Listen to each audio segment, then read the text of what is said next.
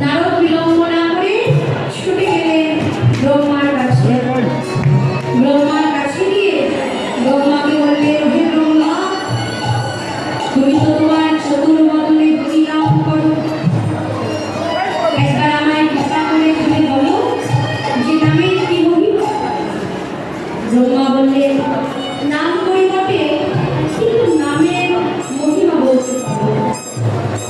তুমি এক কাজ করো, নামের মহিমা যদি শুনতে চাও তাহলে তুমি চলে যাও কৈলাসে। আর কৈলাসে গিয়ে দেবাদিদেব মহাদেবকে গিয়ে নামের মহিমা জিজ্ঞেস করো। এখানে উত্তর নেই। নারদ ছুটে চললেন কৈলাসে। কৈলাসে গিয়ে দেবাদিদেব মহাদেবকে গিয়ে বলছিল, হে পঞ্চানন, তুমি তো তোমার পঞ্চবদনে হরিনাম করো, একবার আমায় কৃপা করে খুলে বলো যে হরিনামের কি মহিমা। দেবাদিদেব মহাদেব বলছেন,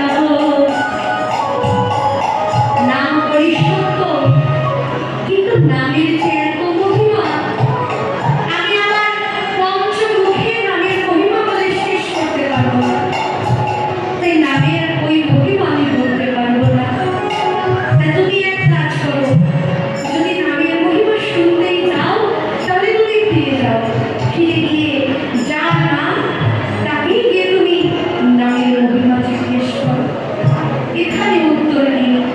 উত্তর না পেয়ে নারদ ছুটে চললেন প্রভুর কাছে। গিয়ে বলছে, প্রভু